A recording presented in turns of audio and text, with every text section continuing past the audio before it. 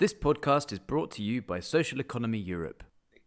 So good evening, everybody, and welcome to this special podcast episode featuring several members of the American Sustainable Business Council, along with members of Social Economy Europe.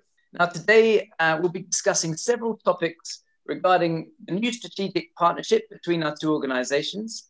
And this discussion is timely, given the recent change to the Biden administration and the opportunities that come along with this fantastic new commander-in-chief. It's hopefully a time for global partnership, an opportunity to move forward socially and sustainably, both in the USA, the EU, and worldwide. We also have exciting things coming up with the action plan for the social economy that's coming at the end of this year here in Europe.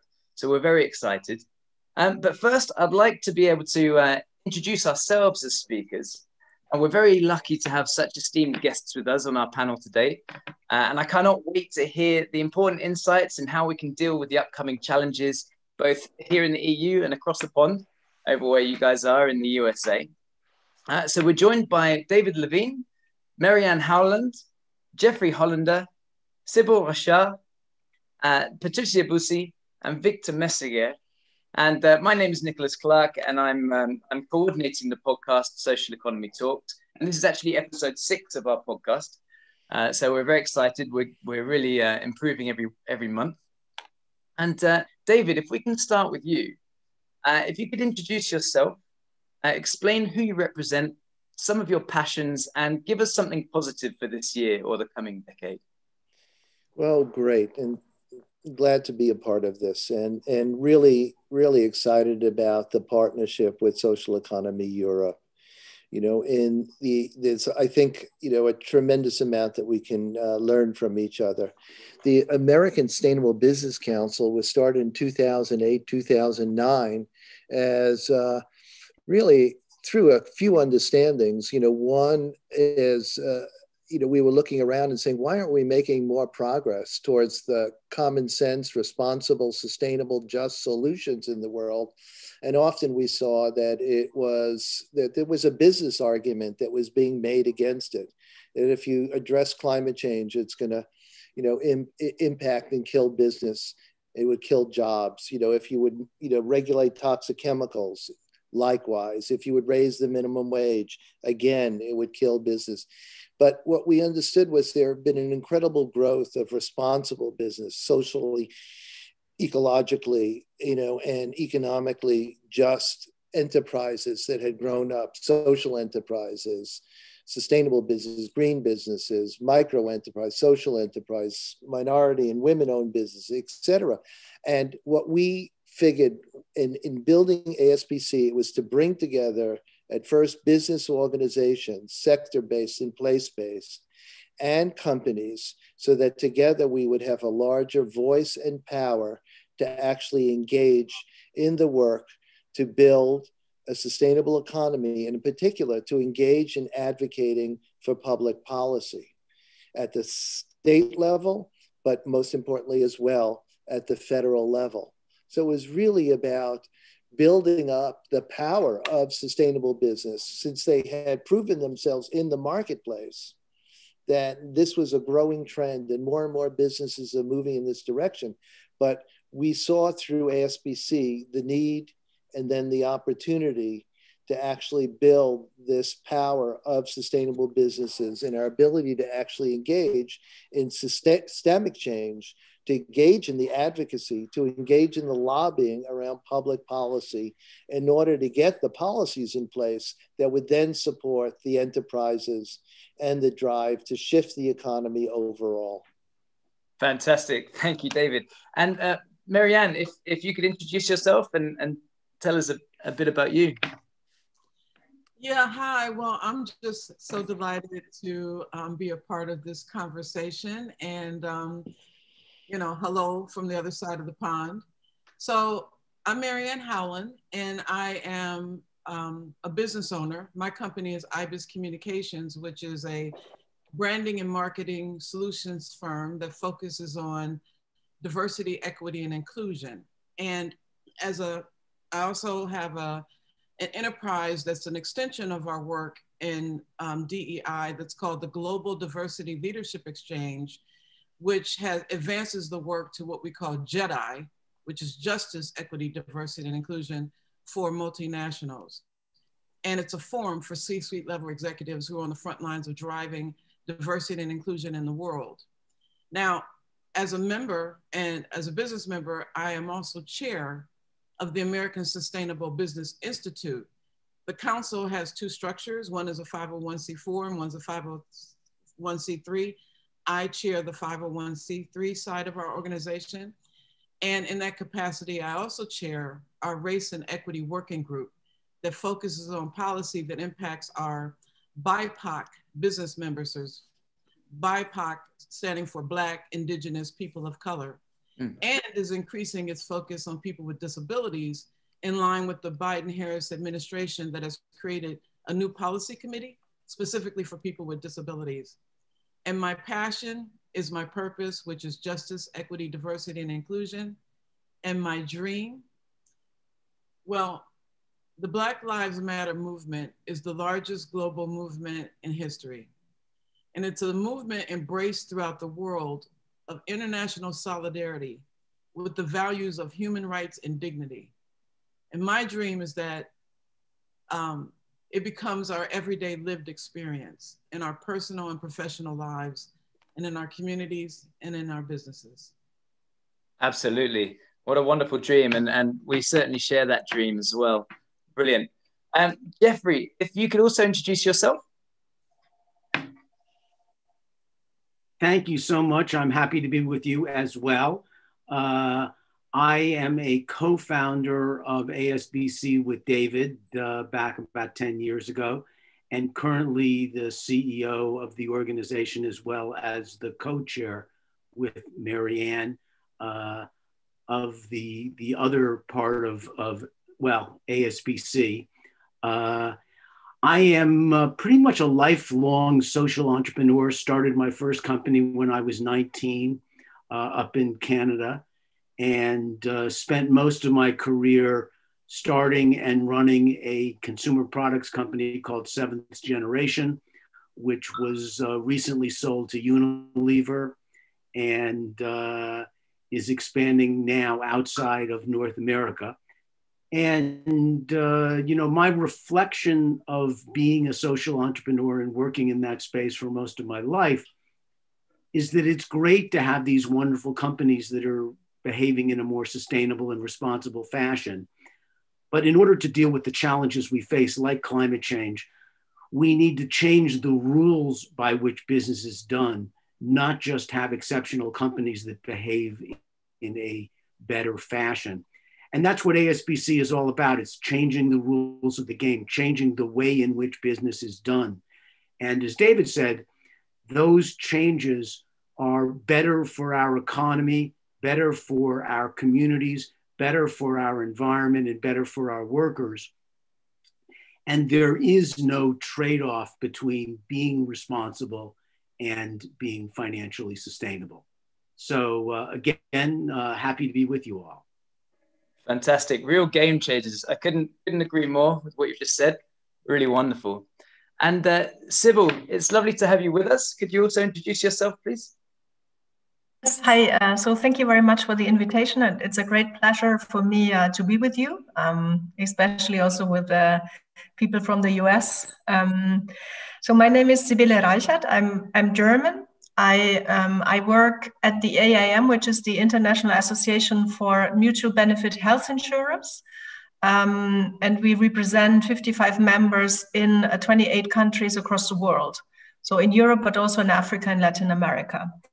Our priorities are to promote universal access to healthcare, also equal access to healthcare, and to promote the mutual model within social economy and our values, which are solidarity, democracy, and not-for-profit.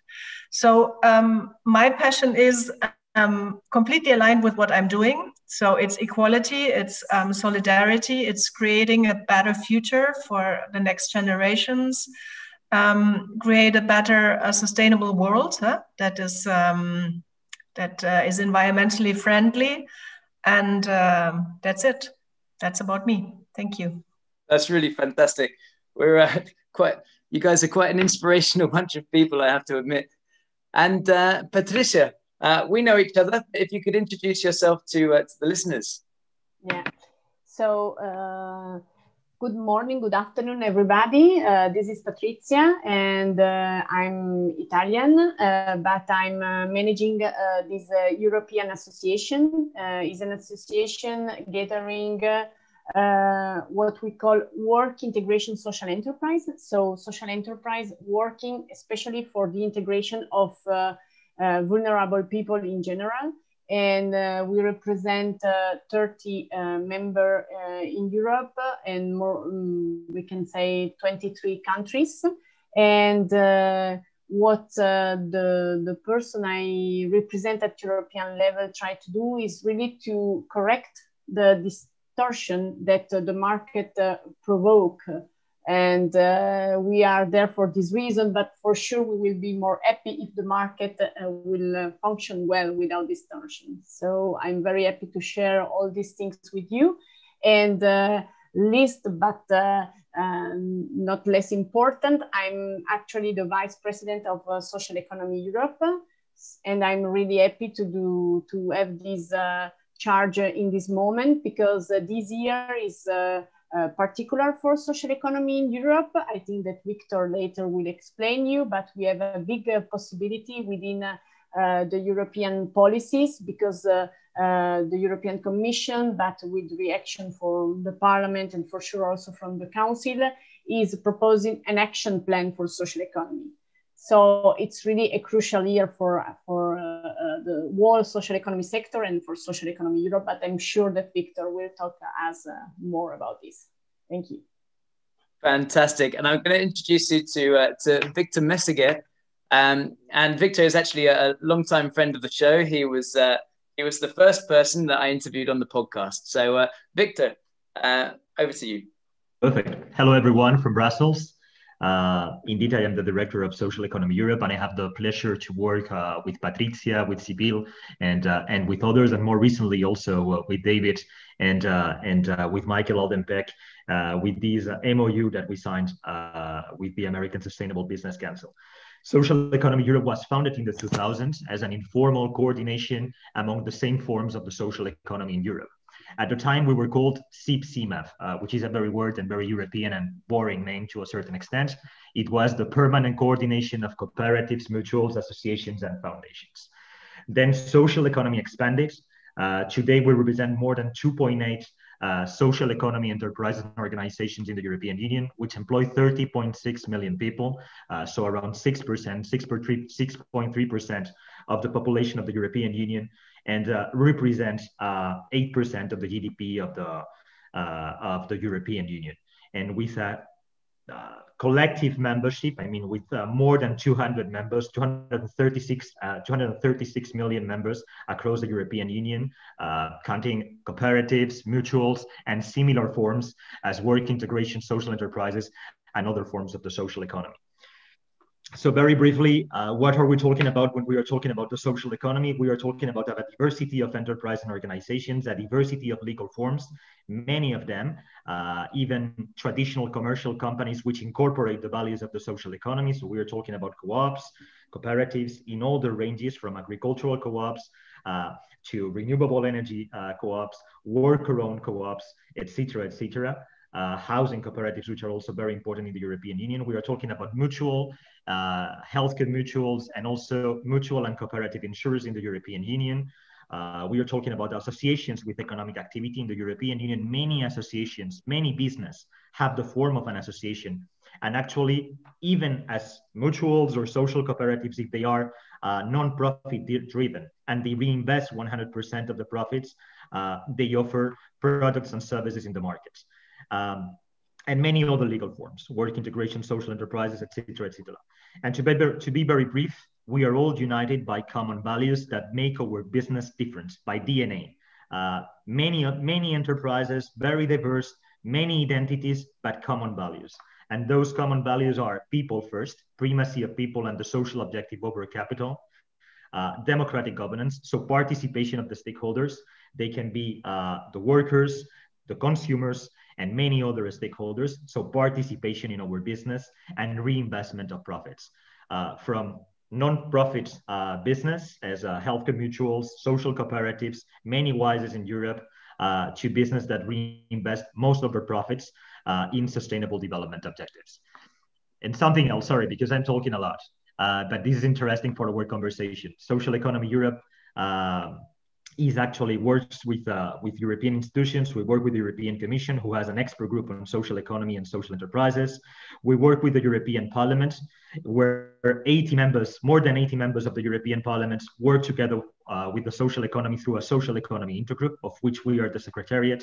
And we work with more than 19 European member states that are engaged in the promotion of the social economy.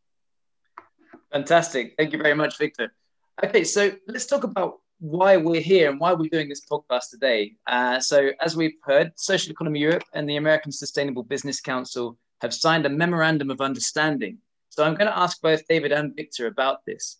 But to put it into context, this comes at an important moment where global initiatives such as the Sustainable Development Goals, which include outcomes of decent work and economic growth, partnerships for the goals, reduced inequality, and overall holistic approach to sustainability. They also align with the priorities of the G20 summit, which is of people, planet, prosperity, especially with recovery from the COVID-19 pandemic, with vaccine distribution, again, reduced inequality, they think is extremely important, protection of the vulnerable, and climate recovery.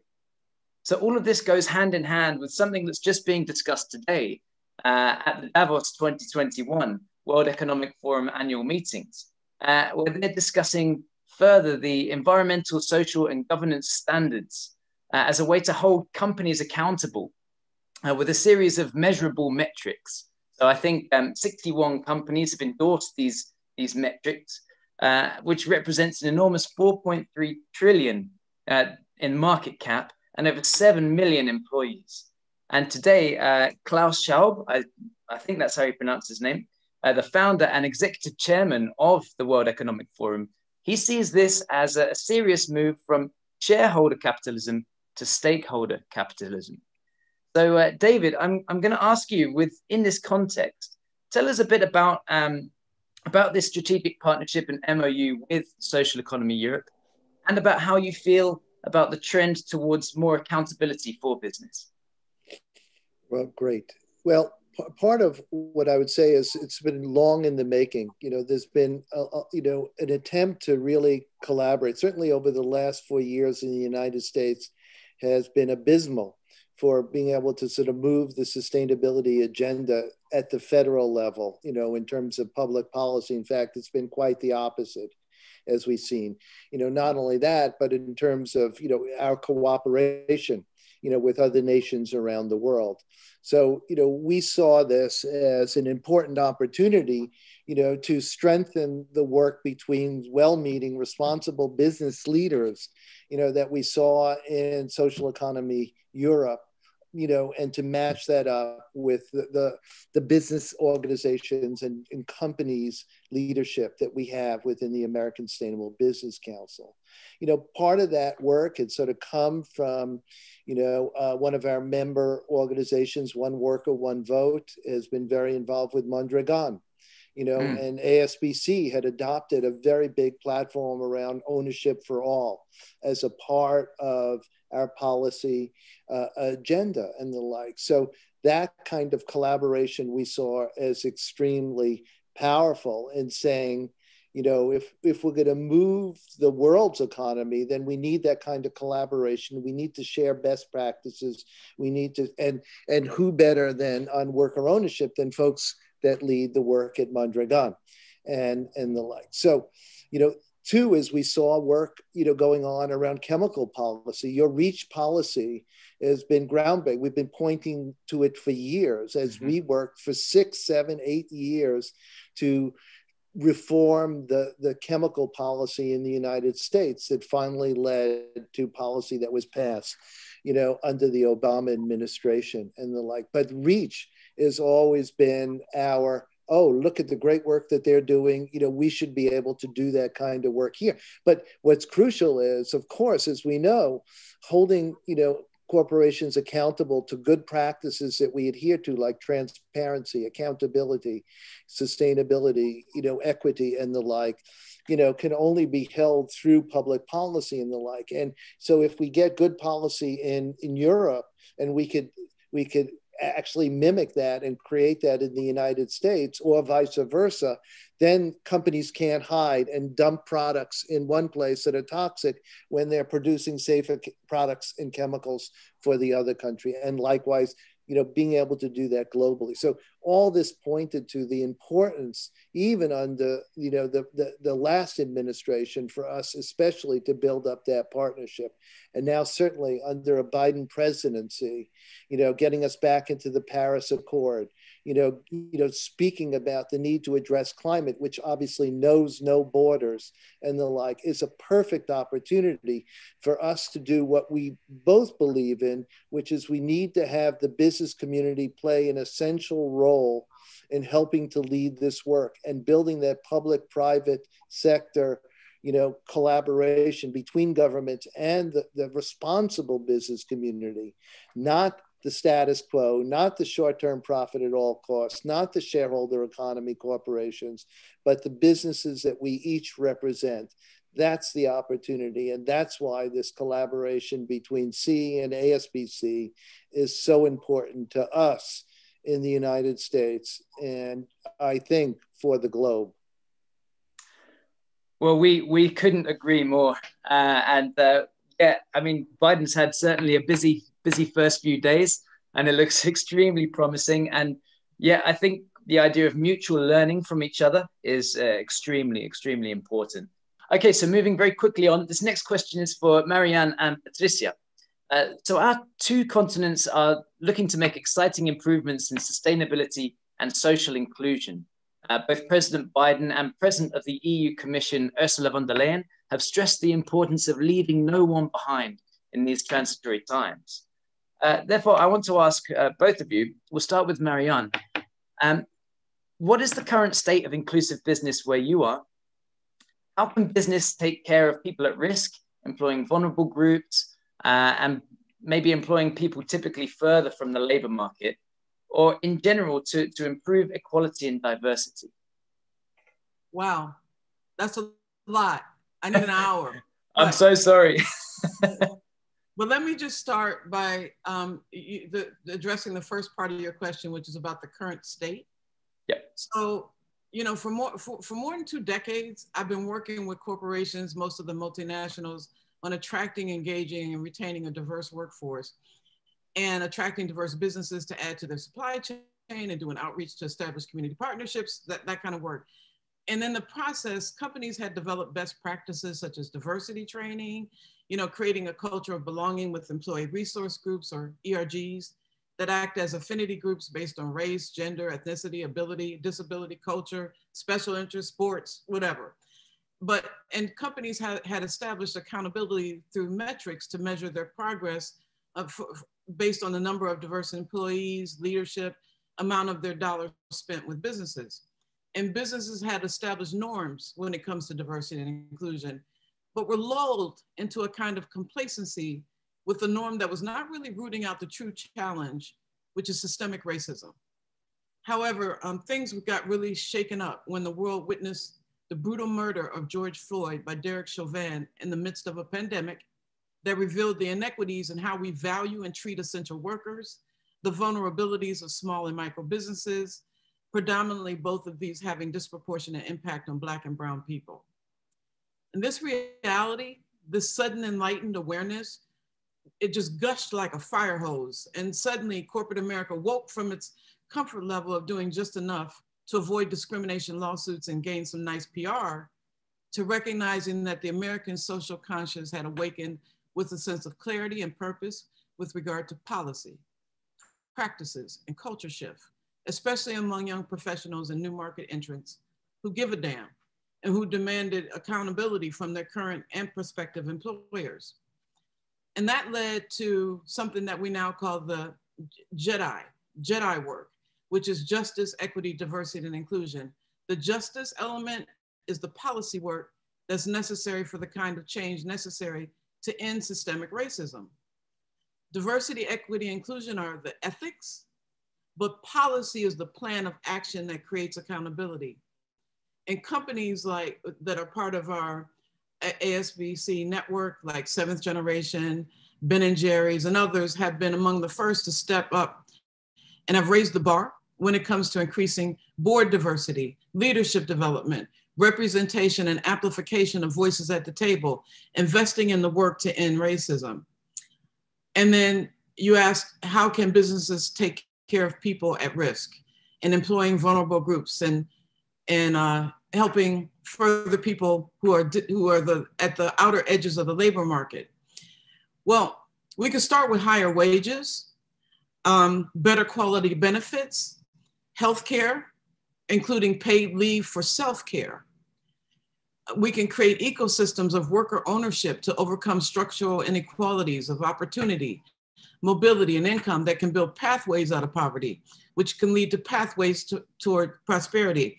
That's the mantra of one worker, one vote, and the work that you guys have been doing with Michael Peck, who's been leading that effort within the US and with Mondragon.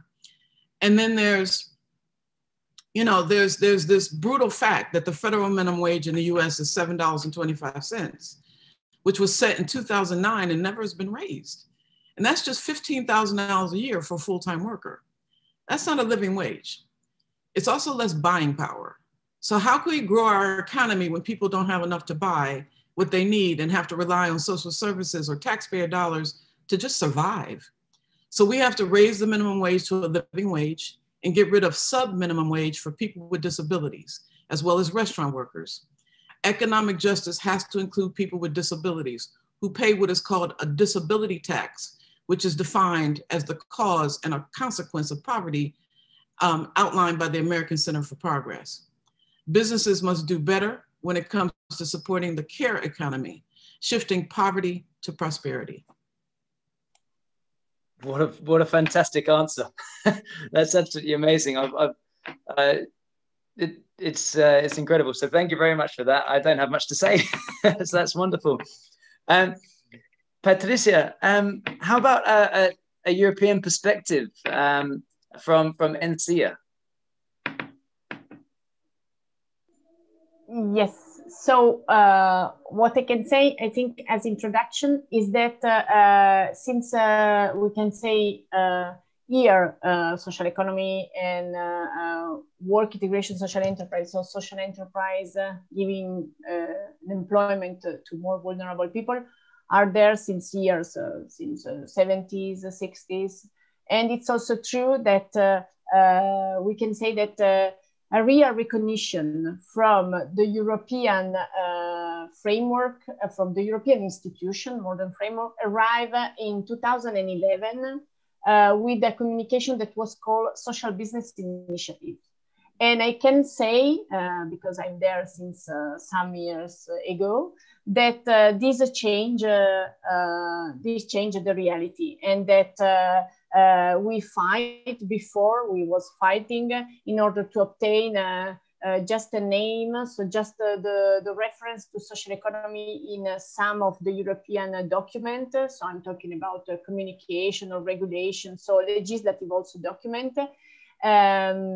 And now we are really involved also in building some policies. So since 2011, the attention to social economy and WISEs in Europe was higher. For sure, this is not the top of the mountain in the sense that we obtain attention, but for sure we need to have more concrete results really in the legislative document.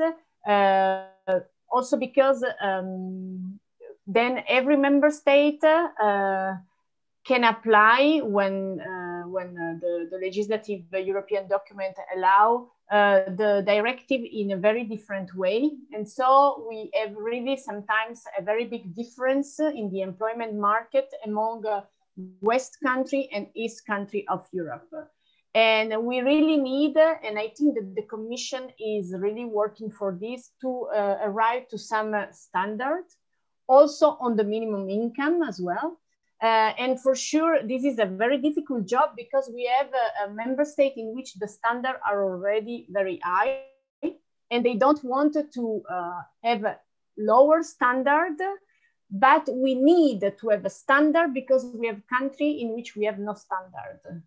So this is the difficult, the difficulties that in Europe we are encountering. So to find some standard that can be common for every member state. And for sure, this European social economy action plan I told you before, it's a good step forward, but we have already also another important document that is basing the social policies in Europe, that is the European Pillar of Social Rights, in which the European institution wants the member state to work on all that is linked to equal opportunity and access to the labor market, on fair working condition, and on social protection and inclusion. And the other thing that I think it's important is that in these policies, the European Commission has not the right to legislate, but can just give a suggestion, can just push member states to do things, but has not a legislative power. And this for this reason that the Commission is really trying to use a different instrument in order to have a good common standard. And for what concern work integration social enterprise, so the inclusive business, again, we have now, for example, we are now working on a big project on, we can say, on working on skill gap. And the Commission is giving us 4 million euros for 4 years in order to work on this. And we are very happy because this project also tries to help this type of enterprise that are a sort of niche at the same time here in Europe, to work with the mainstream business. So to help working with them to prepare the vulnerable people to enter in the mainstream market. Because here in Europe, vulnerable people couldn't enter at this moment in mainstream enterprise because in the mainstream enterprise, many times they are not prepared, or they have developed specific programs, or they are not prepared. Many times they are not prepared. So the Commission is also helping us really to do this step. So to help them and to build this system in which vulnerable people can enter in the mainstream market and can be fully part of it. Fantastic, Patrizia. Many thanks. But yeah, it's all about making sure that the policy really covers the whole of the European Union, and all member states are really integrating in the same way. So thank you very much for that. And actually, it's true that in Europe, social economy enterprises actually employ up to 3 times more people with disabilities than traditional businesses. So the social economy is really at the forefront of this inclusive employment in general. So it's what I want to know about, Sibylle, is in terms of the pandemic. Of course, this generates serious challenges for healthcare in all nations. But could you describe how universal healthcare is helping in coping with the crisis, and what this means in particular for healthcare mutuals, which are a form of the social economy, as we heard? Thank you. So what is important for you to know in the US, in Europe, we have literally universal access to healthcare. So every person, be it employed or not, they have access to healthcare. They are members of either statutory healthcare insurers, and we as mutuals, we fulfill a public task in some of the countries, but we also provide for complementary health insurance. So that is like the general outline. This is not the case in countries of Africa or in Latin America. So in Europe, I think the healthcare system has coped quite well with the pandemic, even though we had challenges when the numbers were very high. But in fact, due to the system that we have, we could ensure that people got their healthcare when it was needed. So the challenge in future will be, because we are going to hit an economic crisis afterwards. Our members actually depend on contributions by their members as well. So if there's an economic crisis, they might lack financial resources in the future. But we are supported also by governments. So we get financing, so they get support from the system, and also the European Union is planning to support the European healthcare sector in this sense. So with regard to Africa, I think only 17% of the people have access at all to healthcare insurance. So there's a lot to do. And I think that this pandemic is a perfect opportunity to promote universal access to healthcare across the world. Because if they have access to healthcare, they can better face crisis like we just had. The same goes for Latin America. I mean, there are some mutuals, they have access to healthcare, but not everybody has. And especially the vulnerable groups are left out. So having said that, I think that mutual healthcare insurance has a big role to play also in future to make sure that this universal access to healthcare is globalized. That's wonderful. That's wonderful. I just also wanted to ask you just very quickly, what's the reality of healthcare mutuals in general in cooperation with citizens and public authorities? As I said, we have a public task. So we are like between public health authorities and the governments. So our task is to make sure that the healthcare systems function. Our task is to make sure that medicine and protective material is procured and is distributed equally. So at the beginning of the pandemic, we had quite some challenges because some of the member states, they just took care of themselves and blocked actually the delivery of protective material to other countries. But we managed to finally have a good cooperation between member states. So we actually are, I think, the linking pin between the citizens and the public health authorities. And we try to make sure that the healthcare system functions good and that everybody has access to both care and medicine. So a very exciting policy prospect in the US is the new Green Deal proposed by Representatives AOC and Senator Ed Markey. In, I think, March 2019, and also in 2019, the EU Green Deal was proposed by President Ursula von der Leyen of the European Commission. Now, they face very different challenges, these two Green Deals, in the EU and the USA. So in the EU, we have strong support, but it also has the potential to be watered down during implementation, as all policies do. But in the USA, there's quite a strong partisan divide still when it comes to the Green Deals. So, Jeffrey, you've authored several books, so please talk to us about some of those if you wish.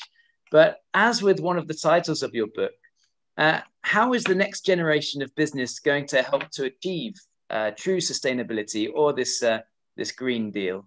For example, working for social, environmental, or economic gain? The Green New Deal is critical and is certainly terrific legislation. The American Sustainable Business Council was the first business group to support that idea. And I think the challenge we face, as you said, is making sure that as we move forward on addressing things like climate change, we don't end up with a watered down solution. We really need very, very aggressive policy solutions. We are facing an existential crisis, and we need solutions that are aggressive and holistic. We need to make sure that we're integrating thinking about climate change into the money we invest in infrastructure, that we are thinking about climate change in all of the ways in which we think about diversity, equity, and inclusion, because certainly the negative effects of climate change are worse on the people who are less able to handle those challenges. So from our perspective, ASBC has a big responsibility to push the Biden administration as well as elected officials towards a more aggressive solution and to try to make sure that we don't end up with incremental change at a time that we can't afford it. Fantastic. Yeah, you're absolutely right. It's a paradigm shift we need, not slow and steady change. It doesn't seem to be taking us anywhere so far. So we really need radical change. I agree with you entirely. Victor, tell us about how the social economy plays a role in the European Green Deal. And we actually had an event in November of 2020 with the Social Economy Intergroup. So Victor, could you explain about that? So indeed, I mean, we all represent business. So we are private sector and citizen-led organizations. We represent the organized civil society and business. And what the social economy is doing already is providing solutions, very innovative solutions all over the European Union and also beyond to climate change. So I will just mention a few. There is and then legislation need to help that, because many times legislation is an obstacle more than a driver of these innovation of these innovative solutions. So one very cool example is renewable energy cooperatives, citizens, and not only renewable energy co-ops, but also citizen-led energy producer communities. So citizens producing their own energy together, breaking the oligopoly that was producing energy in Europe, and producing their own energy, their own green energy, because they want renewable energy. And the oligopoly was not providing that, so they decided to do it themselves, but also keeping the profits local, reinvesting the profits in their communities, to have better connectivity, better 5G, to have better services, to invest in the renovation of their public buildings or of their houses, etc. So that's a very impressive movement that today represents almost half, for instance, of the energy market in Germany, but which is also growing all over the European, growing as mushrooms all over the European Union. And we are not seeing big monsters. We are not seeing the emergence of big companies, but a lot of local or global to a certain extent, because they are networking, or national communities that they are organizing to do that, and then they are cooperating between themselves and going beyond and providing other services, so as car shared, electric car share, mobility, etc., etc. Then we have WISEs. We have work integration social enterprises, the ones that Patrizia represents in ENSIE, that are very active in the circular economy. So a lot of, Patrizia knows this better than myself, so you can complement afterwards, but a lot of vulnerable people at risk of social exclusion is being included in the economy, giving a job opportunity by recycling, reusing, and products and goods that were considered as rubbish before, and that now they are giving them a second life, putting them back in the market, and also providing products to people with low income. So that's an important revolution going on in Europe, and very much led by work integration social enterprises. We have the renovation wave in Europe, which is a flagship initiative of the European Union, and housing cooperatives again, and we have a housing crisis in Europe. The prices of housing in the big cities, and I am sure that is the same in the US, are terrible. And people have problems to access affordable housing, and also decent housing, and housing which is sustainable, and that energy that is energy efficient. So citizens are organizing to build their own buildings together, to build their own houses together, and many times through public-private cooperation. So in cooperation with cities that are providing the land. Community land trust is a big movement, I think, in the US and also in Europe. And yeah, we have much more examples in transport, ethical banking, sustainable finance, which is really growing, and the social economy has always been at the avant-garde, has always been leading over financial institutions, have always been the ones.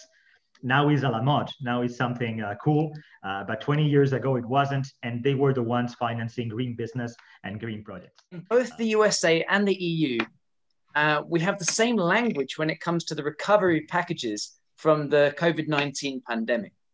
So that is to build back better.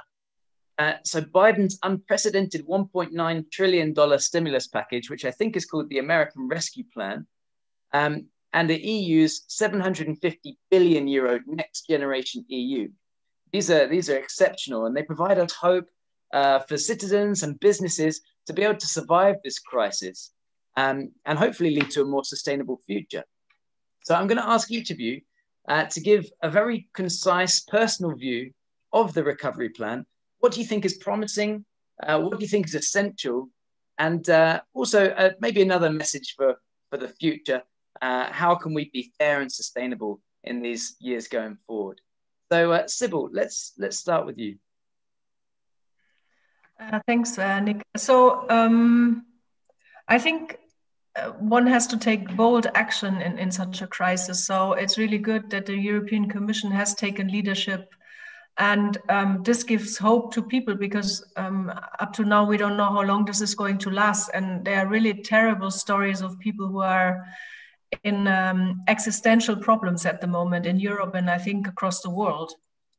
So this is promising that the European Union has been bold enough.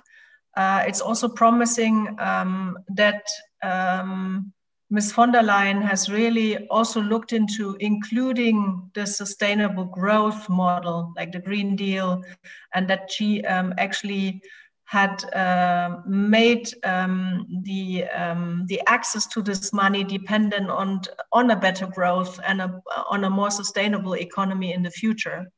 So with regard to health, they also have set up a really bold EU for Health program that will help us as mutuals. And by the way, we do also reimbursement of healthcare costs. So that's one of the main rules that we have, and I haven't mentioned that before.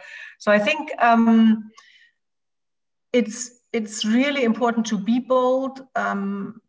Both parts, also the US and the Europe, they dare to be bold. And I really hope for a more sustainable future. And with regard to healthcare, that this is really contributing to continue providing equal access to healthcare, because this might be in danger in the future.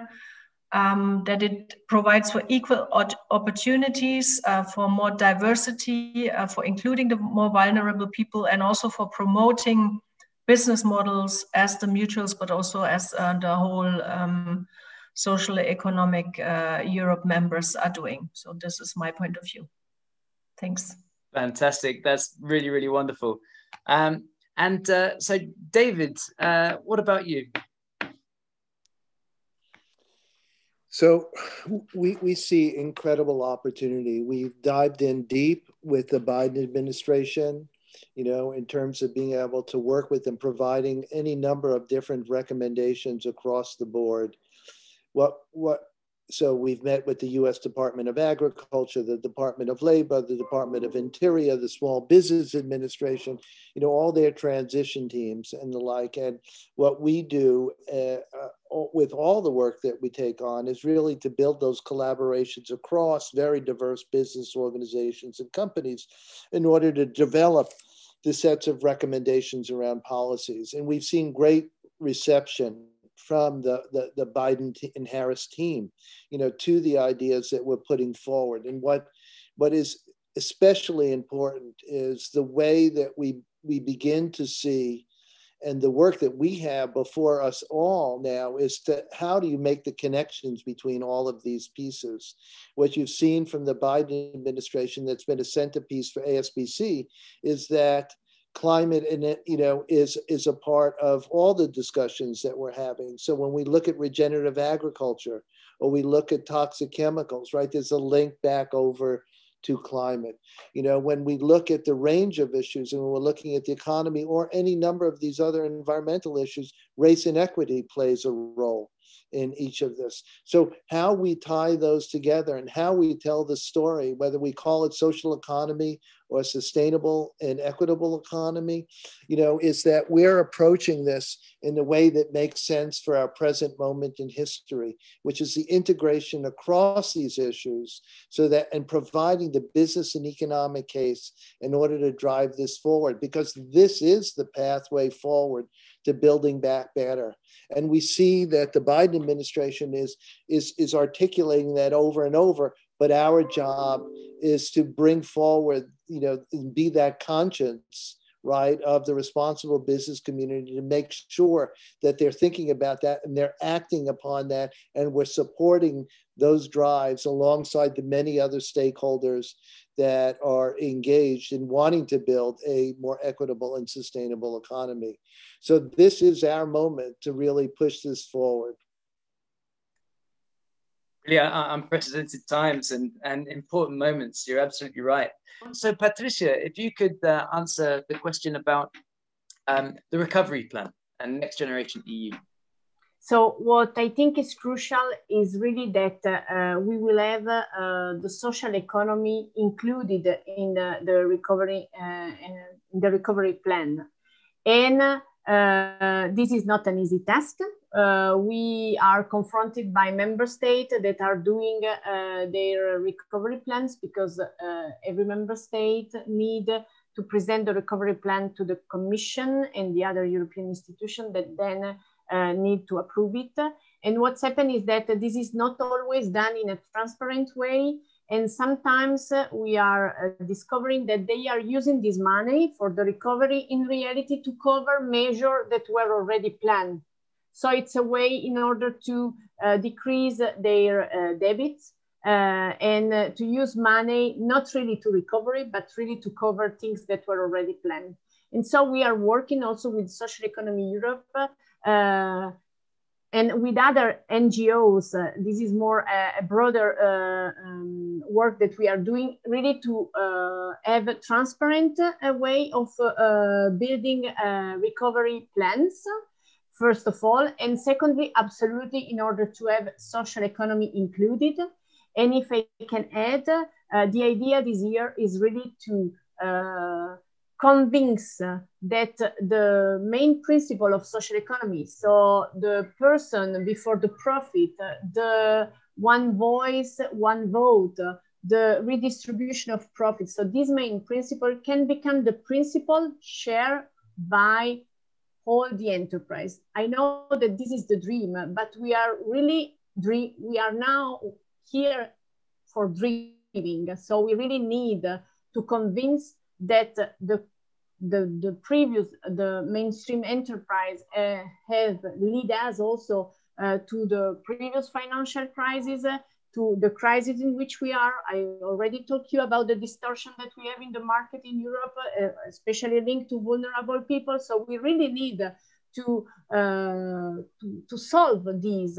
And the good idea is that all the enterprise could really start to share this main principle. And this is something that we are really trying to do within the Social Economy Europe. MaryAnne, if I could move on to you and get your perspective on the American recovery plan. Well, so in 2020, we were crippled by COVID, our economy has been ravaged, and racial tension is at its highest. And it's felt around the world. And the Biden-Harris administration has established as its top 3 priorities COVID, the economy, and racial justice. So in both the US and in the EU, Build Back Better can be the equity architecture for ending systemic racism and moving toward economic justice with, as Patrizia described, better worker preparedness, pay equity for workers, worker ownership, higher wages, better quality benefits, increasing more opportunities for business ownership, increasing supply chain diversity, increasing diversity corporate leadership, and board diversity. So we had the opportunity to build back better and truly gain a true democracy. So my hope for 2021 is a revolution. I want a revolution that changes the way we do business, build community, and take care of one another. My hope is that we build a sustainable economy that is a compassionate economy, one that works for everybody. Well, those words ring out loud and true. A compassionate economy is what a lovely turn of phrase. I love it. Fantastic. Jeffrey, can I get your perspective, please? Sure. I think the 1.9 trillion is a great start, but only a start. There's two issues that we have to deal with.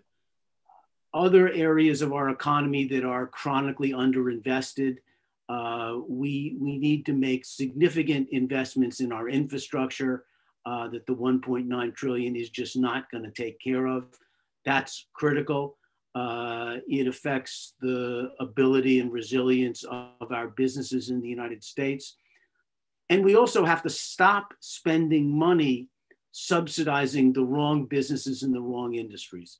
There's too much money that is still going to the fossil fuel industry that should be going to the renewable energy industry. There needs to be money for reparations for African Americans and Native Americans. So I think we're off to a good start, but only a good start. We need to keep our eyes on what other work needs to be done to really create an economy that is equitable and just and sustainable for all. It's easy to get blinded by these big numbers, isn't it? 1.9 trillion sounds great, but you're totally right. It's just the beginning. In Europe, the European Union is spending 750 billion euros, and this is just what the European Union is expending, giving to member states to spend, to the different countries to spend, and then member states are also mobilizing additional resources. We are going to finance the public sector. We are going to finance infrastructure, build new railway connections, ultra-fast railway connections, connect hopefully all European capitals by rail, etc., etc. Finance the renovation wave, finance the fair digitalization, finance social cohesion and socially responsible business and social economy business. In short, a lot of money, as Jeffrey said, will go to business. And public authorities, which are doing a tremendous effort in mobilizing money to reconstruct our economy, to make sure that we survive, and not only we survive, but we build a better tomorrow. We don't go back to business as usual. Should ask reciprocity to this business, as it happens with public procurement. If you receive money, you need to be responsible. If you receive money, you need to make sustainable investments. You need to make a sheet towards sustainability. You have to pay your workers well. You have to integrate minorities and people at risk of social exclusion in your business. So this is something that the EU is already doing through public procurement, through public spending, buying goods and services, and we should also do it with the recovery plan. And that's it. Well, that's fantastic. So let's officially close the podcast here. So once again, I really, really appreciate everybody's time. I really appreciate you all for taking the time to, first of all, at quite short notice, to join us and give your input.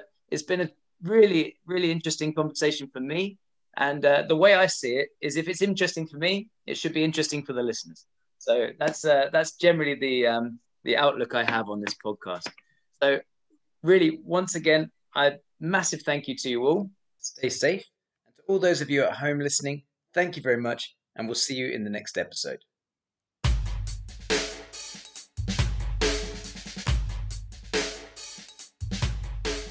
This podcast is brought to you by Social Economy Europe.